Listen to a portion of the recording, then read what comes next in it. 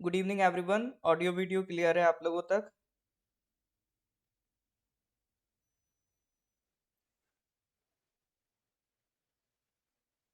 हाँ जी।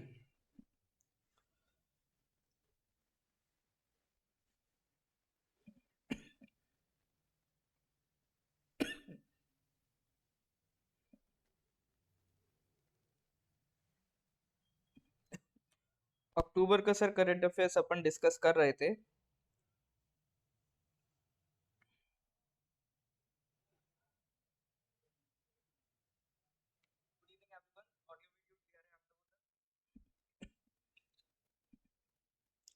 हाँ जी।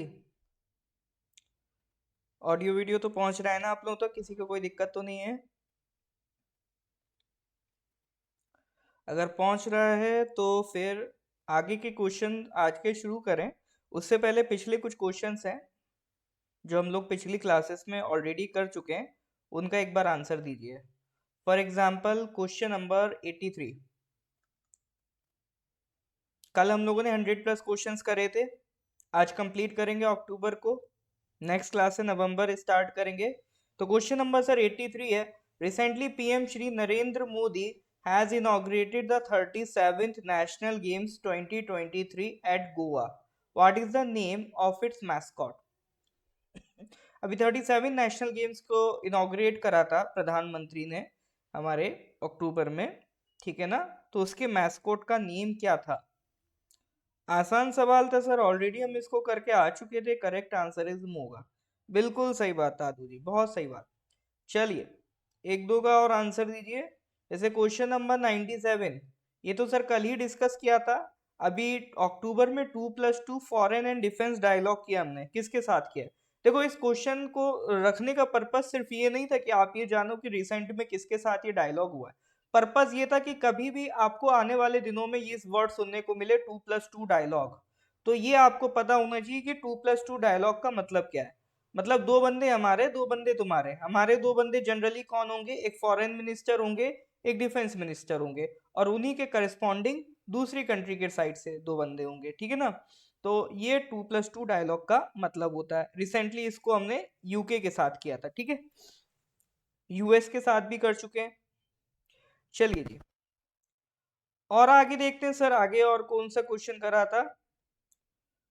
हाँ, लास्ट क्वेश्चन ये था, question number 103। Recently which of the following companies has launched an initiative called Digi Kavach in India with the aim of being to prevent financial frauds in the country? Financial frauds को रोकने के लिए किसी company ने एक initiative launch किया है sir, डिजी कवच। ठीक है, डिजी कवच इनिशिएटिव किस कंपनी का? बिल्कुल सही बात, बहुत बढ़िया। Correct answer is Google. इसका करेक्ट आंसर था गूगल। तो पिछली क्लास तक हम लोग ये क्वेश्चन नंबर 103 तक कंप्लीट कर लिए थे, है ना? इसके आगे के क्वेश्चन अपन आज स्टार्ट करेंगे। तो आज का पहला क्वेश्चन ये रहा आपकी स्क्रीन पर, question number 104। As per recent information, second spaceport of ISRO, which will be dedicated exclusively for small satellite launch vehicles, will come up at Manpad, Tamil Nadu, Mulaipozi, कुलासेकरापट्टिनम या कल्लामोली? बताइए सर। स्पेस पोर्ट का मतलब ISRO space port बना रहा है, इसका मतलब क्या है? स्पेस पोर्ट वो जगह होती है जहां से आपका जो रॉकेट है, ठीक है ना, जो लॉन्च व्हीकल है इसरो का, उसको वो लॉन्च करते हैं, ठीक है ना? वो स्पेस जहां से वो लॉन्च व्हीकल को, अपना जो रॉकेट है उसको जहां से लॉन्च करते हैं, उस स्पेस को कहते हैं स्पेस पोर्ट, ठीक है? जैसे एक आप स्पेस पोर्ट जानते हो कहां पर है? श्री हरिकोटा में, ठीक है ना? इसी तरह से स्मॉल सैटेलाइट लॉन्च व्हीकल्स के लिए अलग अलग तरह के लॉन्च व्हीकल्स होते हैं। जैसे small satellite launch vehicle, polar satellite launch vehicle, geosynchronous launch vehicle, ठीक है? तो इसमें एक कैटेगरी है जो सबसे छोटी कैटेगरी मानी जाती है, एसएसएलवी। उसको लॉन्च करने के लिए डेडिकेटेडली एक अलग से स्पेस पोर्ट बना रहा है। वो कहाँ बन रहा है? ये क्वेश्चन इंपॉर्टेंट क्वेश्चन है सर, ठीक है ना? आने वाले दिनों में ये क्वेश्चन इंपॉर्टेंट बनेगा, आपको ये लोकेशंस पता होनी चाहिए। तो बताइए सर इसका करेक्ट आंसर क्या होगा? Well the correct answer is Tamil Nadu में। पहले तो ये ध्यान रखना, the port is in Tamil Nadu, ठीक है ना? उसके बाद क्या ध्यान रखेंगे, जगह, कुलाशेखरपट्टिनम जगह का नाम है। ये याद रहे ना रहे, एटलीस्ट ये याद रखना जो second space port dedicatedly SSLV के लिए बन रहा है वो कहां पर है, तमिलनाडु में। ठीक है ना। चलिए सर नेक्स्ट क्वेश्चन पे आते हैं, question number 105। As per recent information shared by WHO, which of the following countries has eliminated lymphatic filariasis? अभी WHO का एक नोटिफिकेशन आया था जिसमें उन्होंने बताया था कि कोई एक ऐसी कंट्री है जिसने कंप्लीटली लिम्फेटिक फिलारियासिस को एलिमिनेट कर दिया है। ये कैसी बीमारी है सर, अभी हम इसके बारे में बात करेंगे। वैसे तो हम लिम्फेटिक फिलारियासिस के बारे में ऑलरेडी पढ़ चुके हैं, ठीक है ना। पिछले करंट अफेयर्स के अगर आप क्लासेस जाके देखेंगे तो आई थिंक 2 से 3 बार हम ऑलरेडी लिम्फेटिक फिलारियासिस की बात कर चुके हैं, ठीक है ना। आज अभी थोड़ा सा और इसके बारे में बात कर लेंगे। तो अगर आपको आंसर पता है तो डू लेट मी नो, बताइए सर, कमेंट करिए if you know the answer. अच्छा, Laos but not sure. Cambodia, Thailand, Laos, Vietnam. देखो ये हमारी साउथ ईस्ट एशियन कंट्रीज हैं, तो यहाँ पर साइंस के अलावा अलावा हम थोड़ी सी यहाँ की ज्योग्राफी भी देख लेंगे ना। तो साउथ ईस्ट एशियन कंट्रीज हैं sir, correct answer is Laos. ठीक है ना, करेक्ट आंसर इज लाओस। अच्छा सर, लाओस की कैपिटल क्या है, लाओस की कैपिटल भी ध्यान रखेंगे। जितनी भी साउथ ईस्ट एशियन कंट्रीज हैं, आज ही आप अपना होमवर्क बना लीजिए। ये वियतनाम हो गई, लाओस हो गई, थाईलैंड हो गई, कंबोडिया हो गई, एक तो आप, और ये म्यांमार हो गई। एक तो आपको इनकी लोकेशन आइडेंटिफाई करनी है, कौन कहाँ पर है, ठीक है। दूसरी चीज आपको ये मेक श्योर करना है कि इनकी कैपिटल से याद हो। किसी भी दिन आ गई सर 2 नंबर का क्वेश्चन बिना बात के चला जाएगा। अब तो खैर आई थिंक अब तो 25 क्वेश्चंस होंगे हर सब्जेक्ट के, तो हाँ 2 नंबर तो चला जाएगा, 2 नंबर का आई थिंक अभी भी क्वेश्चन है। हाँ तो लाओस ये रही सर आपका, ये लैंडलॉक्ड कंट्री है, ठीक है। ये देख रहे हो, लाओस को कहीं से भी पानी का सहारा नहीं, समंदर से कनेक्टेड नहीं है लाओस कहीं से भी। ये एक क्वेश्चन ये बन जाता है, साउथ ईस्ट एशियन कंट्रीज में कौन सी कंट्री लैंडलॉक्ड है। तो एल से लाओस, एल से लैंडलॉक्ड। इसकी कैपिटल वियंतियन, ठीक है, वियंतियन। ये ध्यान रखना, ये मत सोचना कि वियतनाम की कैपिटल वियंतियन होगी, ठीक है। लाओस की कैपिटल है वियंतियन। चलो सर, तो लिम्फेटिक फिलियासिस की बात करें, इसको आम भाषा में एलिफेंटियासिस भी कहते हैं, ठीक है ना। ये एलिफेंटियासिस भी कहते हैं। अब कोई भी बीमारी पढ़ो तो सबसे पहले ये पता होना चाहिए कि ये बीमारी किसी बैक्टीरिया से हो रही है, किसी वायरस से हो रही है, किसी फंगस से हो रही है, या किसी पैरासाइट से हो रही है। तो ये लिम्फेटिक फिलियासिस जो है ये एक पैरासाइट से हो रही है, ठीक है, कॉज बाय पैरासाइटिक इन्फेक्शन, ठीक है ना, एक पैरासाइट से हो रही है। उनको एक नेमाटोड्स कैटेगरी में रखते हैं, एक नेमाटोड्स कैटेगरी का एक पैरासाइट है, उसके काटने से, ठीक है ना, अगर मतलब कोई मच्छर है जिसको इस पैरासाइट ने इन्फेक्ट कर रखा है, वो मच्छर अगर आपको काटेगा तो उससे ये बीमारी हो जाती है, ठीक है ना। तो इसके बारे में ये थोड़ा सा ध्यान रखिएगा। ये फिलियारिसिस एक पैरासाइटिक डिसीज है, ठीक है ना। इसके 3 टाइप्स होते हैं, इसको एक बार पढ़ लेना, बट इतना ज्यादा डिटेल में याद रखने की जरूरत नहीं है, ठीक है। चलिए, तो इसके बारे में इतना ही। और मेन चीज ये है, आपको ये साउथ ईस्ट एशियन कंट्रीज की लोकेशन पता होनी चाहिए, ये बहुत काम आएगी आपके, ठीक है सर। चलिए नेक्स्ट क्वेश्चन पे आते हैं, question number 106। Recently, which of the following districts has become the first district in India to officially designate its own tree, flower, bird and species? बताइए sir, which of the following district has become the first district in India to officially designate its own tree, flower, bird and species? देखो अभी तक हमने सुना था कि अपना हर एक स्टेट का फ्लावर होता है, हर एक स्टेट अपना एक फ्लावर डेजिग्नेट कर देता है, एक बर्ड डेजिग्नेट कर देता है, एक ट्री डेजिग्नेट कर देता है, ठीक है ना। लेकिन पहली बार आप देखोगे कोई डिस्ट्रिक्ट है ये काम कर रहा है, ठीक है ना, कोई डिस्ट्रिक्ट ये काम कर रहा है। तो वो कौन सा डिस्ट्रिक्ट है जिसने अपना खुद का ट्री, फ्लावर, बर्ड और अलग अलग स्पीशीज को डेजिग्नेट कर दिया है। क्वेश्चन समझ में आ रहा है कि नहीं आ रहा है? सी तुक्का, इदुक्की। देखो नाम से तो आइडिया लग गया होगा कि ये सारे डिस्ट्रिक्ट सर केरला के लग रहे हैं, है ना। चलो करेक्ट आंसर इज कासरगोड, ठीक है। Correct answer is Kasaragod. तो Kasaragod district has become the first district in India. ठीक है ना, तो नाम ध्यान रखना। वैसे ट्री का नाम है इनका कांजीराम। ठीक है ना, ऑफ दिस बर्ड है वाइट बैलिड सी हॉक। और टर्टल इनका क्या है, Cantor's giant soft shell turtle इनका डिस्ट्रिक्ट स्पीशी है। और फ्लावर है पेरिया पोलाथली, पेरिया पोलाथली। तो मेन चीज देखो, मैं अब आपको ये एग्जैक्टली इन सब वो डिस्ट्रिक्ट वाइज याद नहीं रखना है, क्योंकि आप उस स्टेट का पीसीएस देने तो जा नहीं रहे हो। ठीक है, आपको बस याद रखना है कि पहला डिस्ट्रिक्ट कौन ऐसा बन गया है जिसने डेजिग्नेट करा है। ठीक है ना, आपको ये नहीं याद रखना कि उस डिस्ट्रिक्ट में कौन सा फ्लावर है, कौन सा स्पीची, वो उतना डिटेल में याद रखने की जरूरत नहीं है। आप बस ये याद रखो कि भैया केरला का एक डिस्ट्रिक्ट है कासरगोड, उसने अपना खुद का डिस्ट्रिक्ट वगैरह वो सॉरी उसने खुद का अपना फ्लावर वगैरह डेजिग्नेट कर रखा है। देखो ये मैं बता दूं, कोई भी चीज अगर फर्स्ट टाइम इंडिया में होती है, ठीक है ना, तो वो एग्जाम के लिए इंपॉर्टेंट हो जाती है। तो फर्स्ट डिस्ट्रिक्ट इन इंडिया, ठीक है ना, जैसे एक क्वेश्चन आया था फर्स्ट लेबर म्यूजियम इंडिया में कहाँ पर बना है, वो भी केरला में बना था। तो इसी तरह से अगर इंडिया में कोई चीज पहली बार हो रही है तो उस पर थोड़ा सा नजर बना के रखिए। ठीक है सर, यहाँ तक चीजें क्लियर है? कोई डाउट होने से बताइए। हाँ जी सर, यहाँ तक चीजें क्लियर है तो give me a thumbs up, फिर हम लोग आगे बढ़ते हैं। कोई डाउट होने से बताइए, अदरवाइज फिर ये क्वेश्चन नंबर 107 पे आ जाइए। Question number 107. India has been ranked at 64th position in recently released Global Remote Work Index. Which of the following countries has topped this index? Ireland, Denmark, Germany या Netherlands? India has been ranked at 64th position in recently released Global Remote Work Index. Which of the following countries has topped this index? Ireland, Denmark, Germany or Netherlands? बताइए sir. India has been ranked at 64th position in recently released Global Remote Work Index.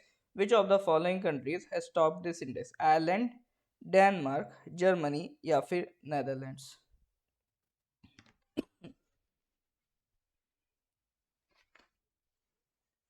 बताइए sir जरा।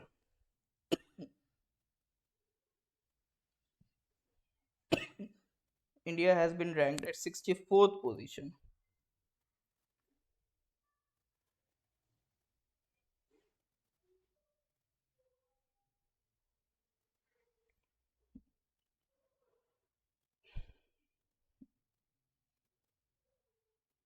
क्या लगता है sir, क्या होगा answer?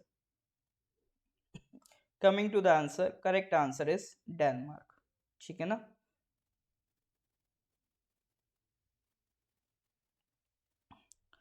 अब देखो कोई भी इंडेक्स पढ़ो, ठीक है ना, जैसे ये थी ग्लोबल रिमोट वर्किंग इंडेक्स, ठीक है ना। सबसे पहले तो ये देखो कि ये आपका रिलीज किसने करी है। तो इसको रिलीज करा है यूरोप की एक साइबर सिक्योरिटी कंपनी है नॉर्डलेयर। मतलब इतनी कोई मतलब इंपॉर्टेंट नहीं है आपके एग्जाम के लिए, अगर कोई बड़ी संस्था अगर रिलीज करती तो वो संस्था का नाम पूछता, तो इसमें चांसेस कम है कि वो आपसे संस्था का नाम पूछेगा। लेकिन हाँ, इस इंडेक्स के बेसिस पे आपसे वो क्या पूछ सकता है,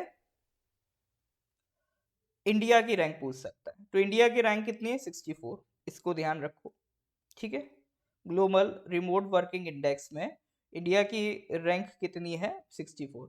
रिमोट वर्किंग इंडेक्स मतलब क्या है, रिमोट का मतलब होता है दूर, ठीक है ना, रिमोट का मतलब क्या होता है, दूर होता है। ये बेस्ड है cyber safety, economic safety, digital और फिजिकल इंफ्रास्ट्रक्चर, यानी आपकी कंट्री में साइबर सेफ्टी कितनी अच्छी है, इकोनॉमिक सेफ्टी कितनी अच्छी है, डिजिटल और फिजिकल इंफ्रास्ट्रक्चर और सोशल सेफ्टी कितनी अच्छी है, इसको ये रिपोर्ट मेजर करती है। ठीक है ना, GRWI global report working index. तो इसमें इंडिया की रैंक कितनी है, 64। चलो सर वो तो ठीक है, तो सर टॉप किसने करा, सर टॉप करा है डेनमार्क ने। ठीक है ना, अब इसी बात पे मेरे को डेनमार्क का कैपिटल बताइए। देखो मैंने हमेशा से कहा है ये कंट्रीज की कैपिटल्स याद रखने अलग से कोई टाइम मत अलॉट करो आप। जब भी पढ़ो कोई भी करंट अफेयर्स या कहीं भी किसी भी कंट्री का नाम सुनो, अपने आप मन में सोच लो अरे यार इसकी कैपिटल क्या होगी। ठीक है ना, तो अलग से बर्डन मत बनाओ ये चीज को कि नहीं यार कंट्रीज एंड कैपिटल्स भी हमें याद करनी है। जो जो न्यूज में आते जाए उनको याद करते जाओ। अभी मालदीव न्यूज में चल रहा है, मालदीव की कैपिटल याद कर लो, बस ऐसे ही करना है आपको। हाँ, तो डेनमार्क की सर कैपिटल क्या होगी? बहुत बढ़िया लहर जी, कोपनहेगन। बिल्कुल सही बात, डेनमार्क की कैपिटल क्या है सर? कोपनहेगन। बहुत बढ़िया। क्वेश्चन नंबर 108 पे आ जाइए फिर अब। Recently, armies of India and which of the following countries has conducted joint bilateral training exercise हरिमनु शक्ति 2023? देखो मिलिट्री एक्सरसाइज मैं पहले भी कह चुका हूँ, अभी तक आपके एग्जाम में एज सच इस पे क्वेश्चन नहीं आए हैं, लेकिन ये पोटेंशियल टॉपिक है, कभी भी इस पे क्वेश्चन आ सकते हैं, ठीक है ना। जैसे यहाँ है हरिमनु शक्ति एक्सरसाइज की बात हो रही है, मेघालय में ये एक्सरसाइज आपकी कंडक्ट करी गई। तो सवाल ये है कि हरिमऊ शक्ति हम किस कंट्री के साथ कंडक्ट कर रहे हैं? कुछ बड़ी बड़ी तो याद रखो सर, जैसे एक इंदिरा करके होती है, इंदिरा एक्सरसाइज हम रशिया के साथ करते हैं, युद्ध अभ्यास वो हम अमेरिका के साथ करते हैं ना, हैंड इन हैंड वो चाइना के साथ करते हैं। तो कुछ बड़ी बड़ी एक्सरसाइजेस के नाम ऐसे याद रखो। स्लीनेक्स से तो खैर याद रहेगा कि हम श्रीलंका के साथ करते हैं। इसी तरह से हरिमऊ शक्ति किसके साथ करते हैं सर? ये एक्सरसाइज हमने करी थी मलेशिया के साथ, ठीक है ना। ये एक्सरसाइज मलेशिया के साथ। अब जब मलेशिया की बात चली रही है तो मलेशिया की लोकेशन देख लो। ये देखो, ये साउथ ईस्ट एशियन कंट्रीज हमने यहाँ पर देखे, ठीक है ना। तो ये आपका थाईलैंड है, थाईलैंड से एक हिस्सा लटक रहा है, ये है ईस्ट वेस्ट मलेशिया, ठीक है। और ये है ईस्ट मलेशिया, ये एक पूरा एक आइलैंड है, ठीक है। ये पूरा बोर्नियो नाम से आइलैंड है। इस आइलैंड में इतना हिस्सा ये किसका है सर? ये इंडोनेशिया का है। बाकी इसमें फिर ये जो कलर्ड है, ब्राउन कलर्ड है, ये हिस्सा किसका है सर? ये मलेशिया का है।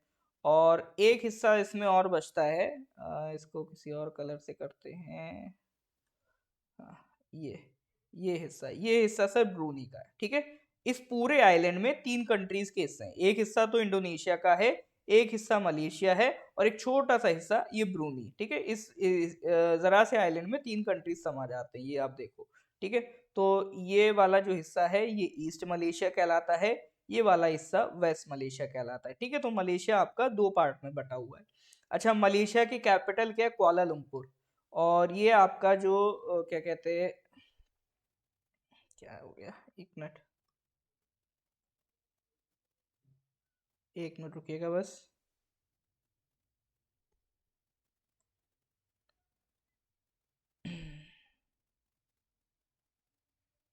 हाँ, तो लोकेशन आप देखो, कुआलालंपुर कैपिटल है, ठीक है ना, इधर आपका।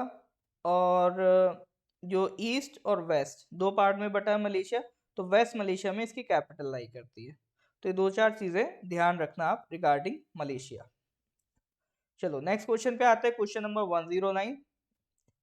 Recently, SBI research paper titled PM Swanidhi Strengthening the Country's Social Fabric by Empowering Grassroots Market Mavericks was released.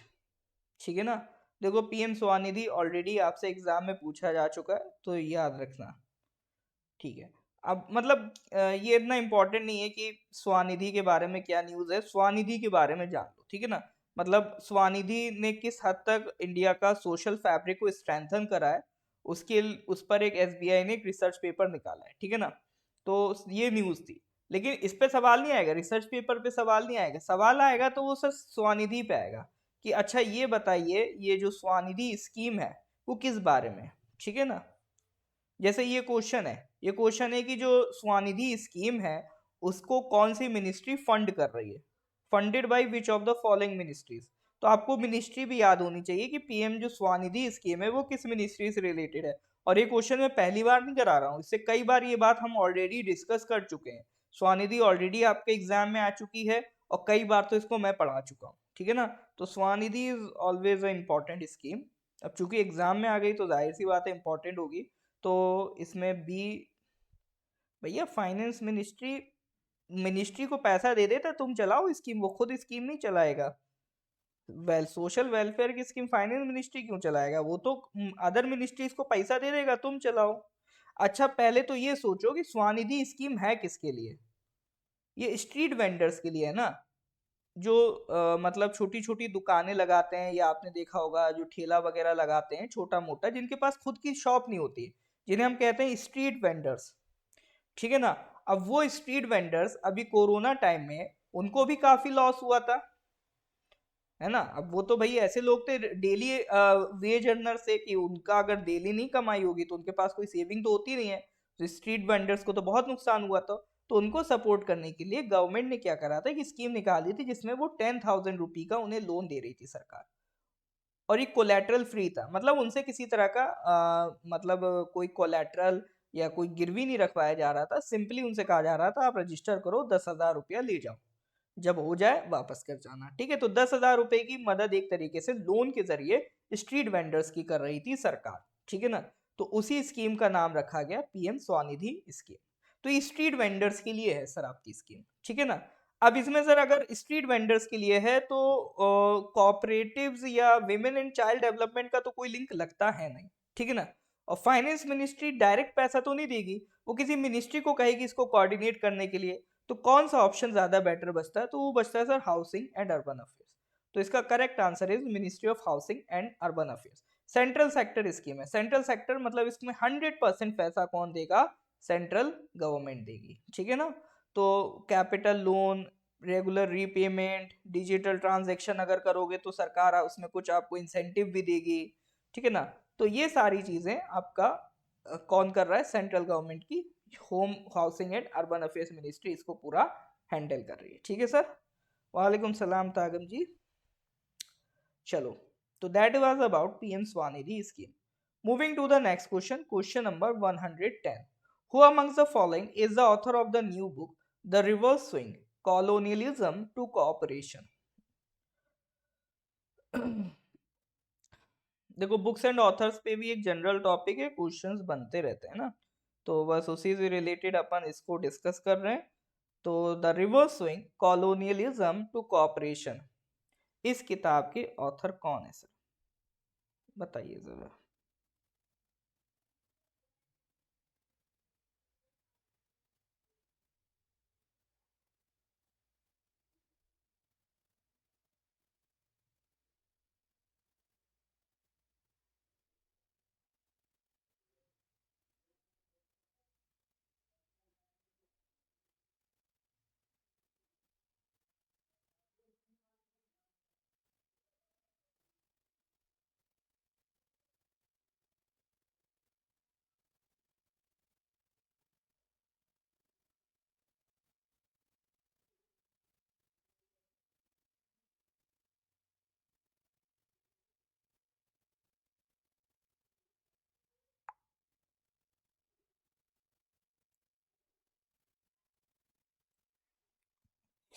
हाँ जी सर, द रिवर्स स्विंग ये किताब किसने लिखी है सर, अशोक कुमार टंडन ने, ठीक है ना। तो ये किताब बेसिकली रिवर्स स्विंग में आप देख सकते हो कि मतलब हम मतलब अब पहले कॉलोनियलिज्म के मारे थे, अब हम उससे आगे बढ़ रहे हैं। This book showcases new India's march to glory, leaving behind the unfortunate and painful memories of the foreign subjugation spanning several centuries, ठीक है ना। जो आप देखोगे यूरोपियंस ने हमारे साथ ट्रेड किया, है ना, इसलिए नहीं किया था कि मतलब वो हमारा कुछ वेलफेयर करना चाहते थे, उससे उन्हीं का फायदा था, ठीक है। इसमें लिखा भी है, were attracted to do trade with in India in 17th century not because it was a land of snake charmers, जैसा कि कुछ यूरोपियंस अपनी किताब में लिखते हैं कि ये सपेरों का देश है, it was a land of snake charmers, ठीक है ना, as perceived by many in the west, but because India was a fabulous gold mine full of enormous reserves of natural resource and a producer of rare commodities including spices, tea, silk and precious stones ready to be plundered by the invaders and colonial powers to fill their coffers, ठीक है ना। मतलब हमारे पास इतना natural resources था, इतनी commodities थी कि हम उनको फायदा पहुंचा सकते थे, इसीलिए उन्होंने हम पे अटैक किया। अब चीजें बदल रही हैं, ठीक है ना। अब वही कॉलोनाइजिंग कंट्रीज हमारे साथ कॉपरेट कर रहे हैं, जिन्होंने हमें पहले कॉलोनाइज किया, अब वही हमारे साथ कॉपरेट कर रहे हैं in the matter of trade, ठीक है। क्यों, क्योंकि अब उन्हें दिखता है कि India is a big market, है ना। अभी उनको दिखता है इंडिया का कॉपरेशन ग्लोबल मार्केट में जरूरी है, ग्लोबल डिप्लोमेसी में जरूरी है। तो जहां पर पहले हम कॉलोनाइजेशन से झेल रहे थे, जिन कंट्री के कॉलोनाइजेशन से हम परेशान थे, आज वही countries are ready to cooperate with us on a equal level, ठीक है ना। तो दैट इज द डिफरेंस। तो ये हम कहाँ से यहाँ अचीव जो हमने किया है, इसी की पूरी कहानी है, द रिवर्स वे, ठीक है ना। तो ये किताब किसने लिखी? अशोक कुमार टंडन। चलिए, तो that was question number 110। Moving to the next question, question number 111। Recently, Union Minister Amit Shah inaugurated India's first liquid nano diammonia phosphate।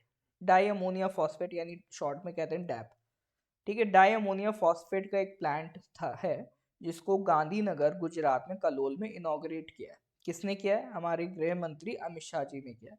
वो मिनिस्टर ऑफ कोऑपरेटिव्स भी हैं। तो सवाल ये है कि ये जो प्लांट है इंडिया का पहला liquid nano di ammonia phosphate plant है, ठीक है ना। वैसे तो मतलब क्या बड़ी न्यूज़ है कि कोई प्लांट मंत्री जी इनॉग्रेट कर रहे हैं, बड़ी ये है ये इंडिया का पहला लिक्विड नैनो डैप प्लांट है, ठीक है ना। तो इसको किस ऑर्गेनाइजेशन ने सेटअप किया है, ये क्वेश्चन है। Question is it is set up by which of the following organisations? बताइए सर। It is set up by which of the following organisations? हाँ जी, correct answer is IFFCO. IFFCO बोले तो farmers fertiliser cooperative limited, Indian farmer fertiliser cooperative limited, ये एक organisation है, cooperative organisation है। और Amit Shah ji minister of cooperatives हैं, तो इसीलिए उन्होंने इसको इनॉग्रेट किया। अब ये सर नैनो डेप है क्या? देखो नैनो डेप क्या है, एक नैनो टेक्नोलॉजी बेस्ड फर्टिलाइजर है, ठीक है। ये एक टाइप का फर्टिलाइजर है जो नैनो टेक्नोलॉजी पे बेस्ड है, ठीक है ना। इसमें खास बात क्या है, फॉस्फेट का कंसंट्रेशन अच्छा खासा है जो क्रॉप को फॉस्फोरस न्यूट्रिशन प्रोवाइड करेगा through out the crop growth, ठीक है ना। इसमें 8% नाइट्रोजन है, 16% फॉस्फोरस है, compared to 18% nitrogen and 46% phosphorus in conventional granular bags. यानी जो जनरली आप फर्टिलाइजर्स यूज करते हो उसमें 18% नाइट्रोजन और 46% फॉस्फोरस होता है, उसके मुकाबले इसमें कम है, लेकिन वो कॉन्सेंट्रेटेड है, यानी और चीज़ें कम है। जो एग्जैक्ट रिक्वायरमेंट जिन चीज़ों की है लगभग वही चीज़ें इसमें प्रोवाइडेड है, ठीक है ना। ये नॉन सब्सिडाइज फर्टिलाइजर होगा, यानी इस पे किसी तरह की सब्सिडी सरकार नहीं देगी, और जितना भी नाइट्रोजन और फास्फोरस की रिक्वायरमेंट है उसको भी एफिशिएंटली पूरा करेगी, क्योंकि अदर फर्टिलाइजर जिनमें percentage of nitrogen and phosphorus है उस उसके कंपैरिजन में इसमें कम नाइट्रोजन एंड फास्फोरस है, बट स्टिल ये सारी जो रिक्वायरमेंट्स है उसको पूरा करेगी, यानी ये ज़्यादा एफिशिएंट फर्टिलाइजर है, ठीक है ना। तो जो क्रॉप्स में नाइट्रोजन फास्फोरस की कमी है उसको भी ज़्यादा एफिशिएंटली ये पूरा करेगी। तो ये जो नैनो डैप है इसको कौन मैन्युफैक्चर कर रहा है? एक तो इफको है और इसमें एक प्राइवेट प्लेयर भी है, कोरोमंडल, ठीक है। ये दोनों मिलके इसको मैन्युफैक्चर करेंगे। चलिए, तो नैनो डैप मेनली याद रखना। एक क्वेश्चन ऐसे भी बन सकता है, नैनो डैप क्या है सर? कोई मतलब दवाई है, कोई ड्रग है, कोई फर्टिलाइजर है, ठीक है ना। इस तरह से भी क्वेश्चन बन सकते हैं। तो ये ध्यान रखना, nano DAP is a fertiliser. इसका प्लांट किसने लगाया है? इफको ने लगाया है, ठीक है ना। चलिए sir, moving to the next question, question number 112। Recently anthurium festival was celebrated in which of the following states? Manipur, Arunachal Pradesh, Mizoram और नागालैंड। बताइए सर, एंथूरियम फेस्टिवल किस स्टेट में सेलिब्रेट किया गया था? मणिपुर, अरुणाचल प्रदेश, मिजोरम और नागालैंड।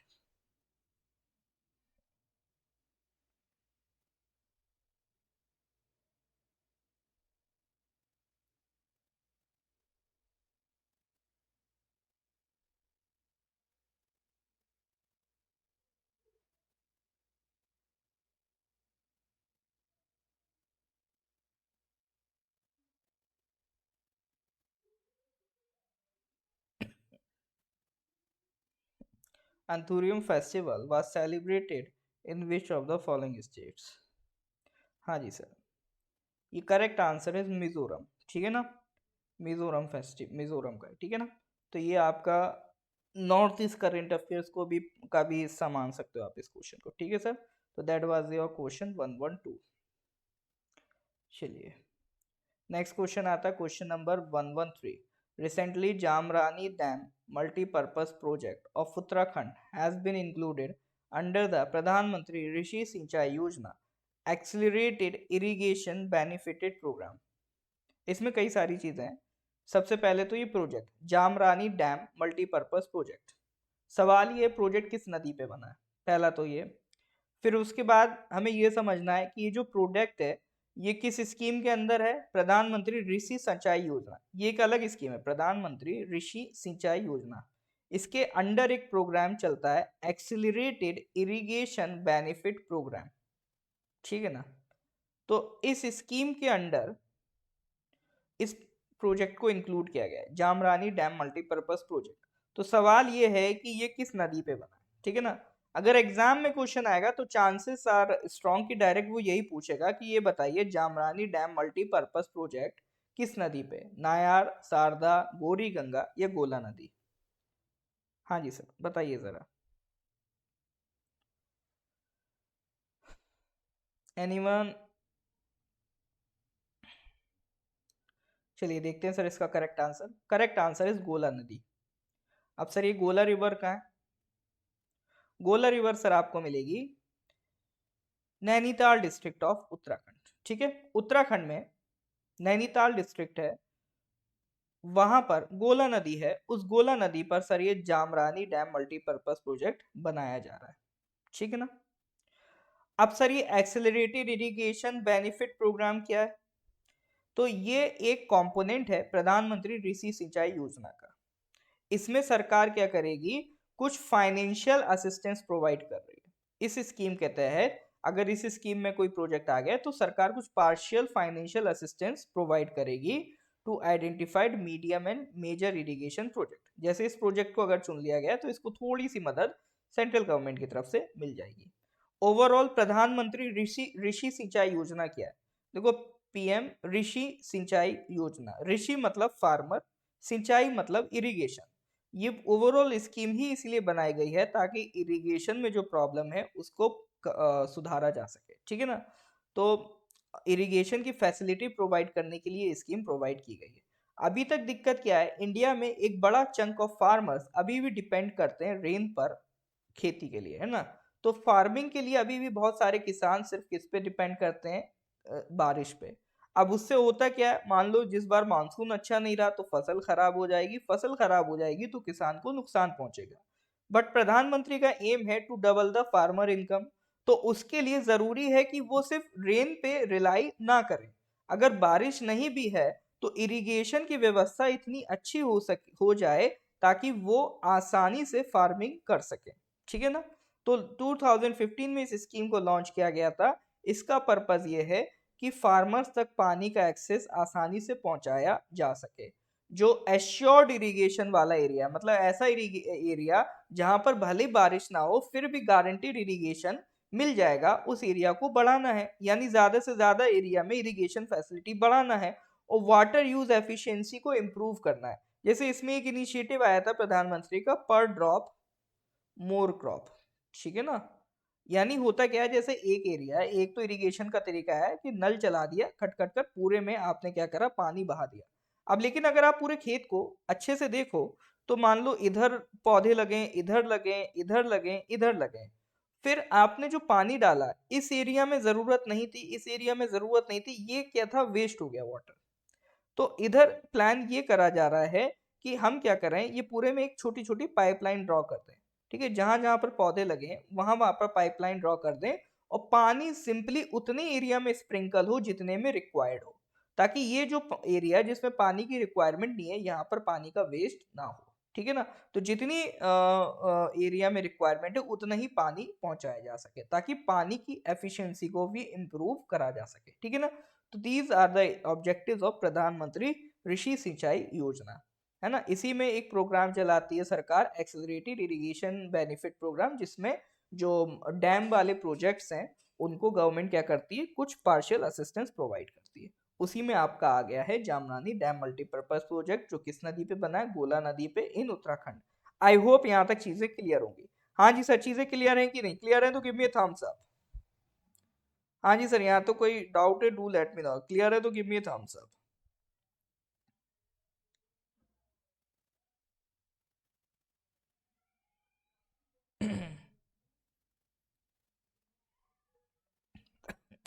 ऑलराइट, फिर अगले क्वेश्चन पे आते हैं, क्वेश्चन नंबर 114।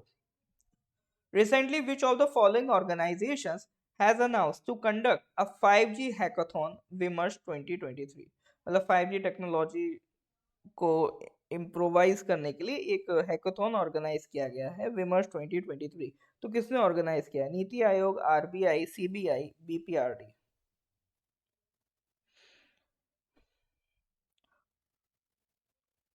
अब ये देखो, इनोवेशन से रिलेटेड है, 5G हैकाथॉन विमर्श 2023। ये किससे रिलेटेड है सर? इनोवेशन से रिलेटेड है। तो इनोवेशन से रिलेटेड है। अब ये देखो, ये फाइनेंस से रिलेटेड तो कोई बात नहीं है, है ना? अब सोचने की कोशिश करो करेक्ट आंसर क्या हो सकता है। अभी फाइनेंस से रिलेटेड तो कोई बात नहीं है, तो इसमें आरबीआई और सीबीआई, ये तो सर साफ जाहिर होता है कि ये आरबीआई और सीबीआई का इनिशिएटिव नहीं होगा, ठीक है ना? अब चूंकि इसमें इनोवेशन इन्वॉल्व है, तो नीति आयोग हो सकता है या फिर बीपीआरडी है। बीपीआरडी तो है ही इनोवेशन के लिए, पुलिस रिसर्च पे ही काम करता है, ये पूरा बनाया ही इसीलिए गया है ताकि पुलिसिंग इन्वेस्टिगेशन में जो बेटर से बेटर रिसर्च की जा सके। तो इसमें सर या तो नीति आयोग हो सकता है या बीपीआरडी हो सकता है। तो इन दोनों में से एक तुक्का लगाना है। अब दो ऑप्शन एलिमिनेट अगर आपने कर भी दिए, तो अगर तुक्का लगा भी रहे हो, तो अब तुक्का सही होने के चांसेस बढ़ गए सर 50-50, ठीक है ना? तो कोशिश करनी होती है ज्यादा पहले, अगर क्वेश्चन नहीं भी आ रहा है तो ट्राई करो ऑप्शंस को एलिमिनेट करो, ठीक है ना? तो यहाँ का करेक्ट आंसर क्या है सर? बीपीआरडी। तो ये हैकाथॉन किसने ऑर्गेनाइज करवाई है? बीपीआरडी ने करवाई है। इनोवेटिव टूल्स आइडेंटिफाई करने के लिए करवाई गई है, ठीक है सर, उसमें हमें डिटेल में नहीं जाना है। बीपीआरडी क्या है? ये मिनिस्ट्री ऑफ होम अफेयर्स के अंदर आता है। 1970 में इसको बनाया गया था।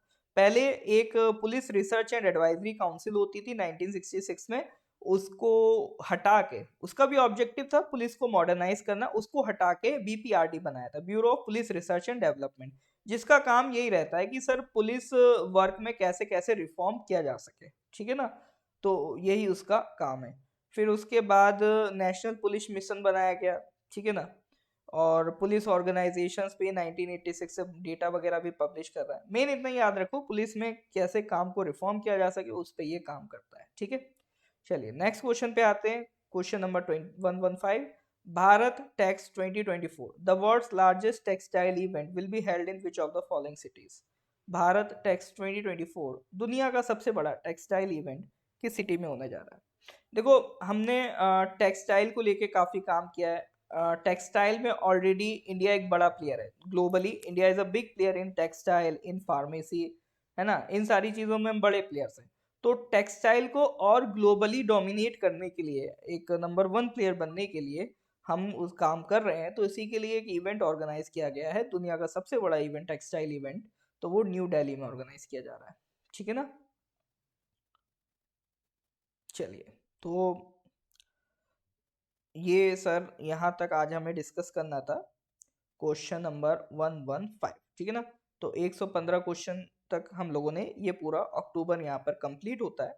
इसके बाद सर अगली क्लास से हम लोग नवंबर का स्टार्ट करेंगे, फिर दिसंबर, फिर ये सीरीज तो चलती रहेगी सर, ठीक है ना? ये हमने करंट अफेयर्स आपका शुरू किया था जनवरी 2021 से, है ना? तो उसके बाद हमने 2021 का कंप्लीट किया, 2022 का कंप्लीट किया, अब हम 2023 का कर रहे हैं, और इसका आज अक्टूबर 2023 कंप्लीट हो गया है, ठीक है ना? इसके आगे के question we will discuss in the next class. तो अगर आपको वीडियो अच्छा लगा हो, लेक्चर अच्छा लगा हो, कुछ सीखने को मिला हो, तो इसे लाइक कर देंगे, अपने कलीग्स के साथ इसे शेयर कर देंगे, ठीक है सर? तो इसके आगे की कहानी we will discuss in the next class. Till then, goodbye, have a nice day.